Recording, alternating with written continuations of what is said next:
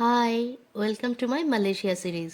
আজ ছিল আমাদের কুয়ালালামপুরের থার্ড ডে, আর আজকের ডেস্টিনেশন ছিল জেন্টিং হাইল্যান্ড। এই জায়গাটা যেতে কেএল সিটি থেকে মানে কুয়ালালামপুর সিটি থেকে প্রায় ঘন্টা দেড়েক কি পৌনে 2 ঘন্টা মতো সময় লাগে। তাই খুব সকাল সকাল ব্রেকফাস্ট সেরেই বেরিয়ে পড়েছিলাম। প্রথমে বাই রোড জার্নিটা নর্মাল লাগলেও সেকেন্ড কেবিল কার জার্নিটা খুব এক্সাইটিং ছিল। আওয়ানা কেবল স্টেশন থেকে প্রথমে কেবল কার ধরে জেন্টিং হাইল্যান্ড পৌঁছাতে টাইম লেগেছিল প্রায় 10 থেকে 12 মিনিট মতো।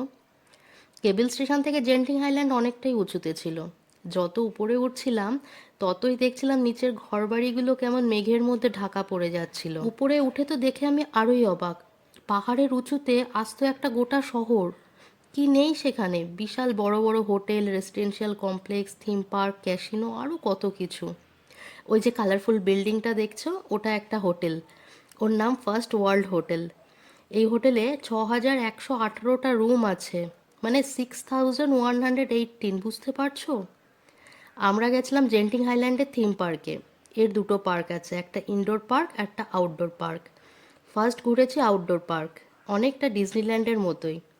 ছোটবেলায় কার্টুনে যেমন যেমন দেখতাম ঠিক তেমনই না এখন চোখের সামনে দেখছিলাম। সৌন্দর্যে লাগছিল, তা অবর্ণনীয়। আউটডোর পার্ক ঘুরতে আর দেখতে আমি এতই বিজি ছিলাম, অ্যাজ ইউজুয়াল আমার কোনো ভিডিওই তোলা হয়নি। এরপর লাঞ্চ সেরে চলে গেছিলাম ইনডোর পার্ক। এখানে অনেক রাইড ছিল, যদিও আমরা সবগুলো করিনি, কিছু কিছু করেছিলাম, কারণ হাতেও টাইম কম ছিল। এখানে এলে তোমরা যত বড় মানুষই হও না কেন, মনটা কিন্তু বাচ্চাদের মতো হতে বাধ্য।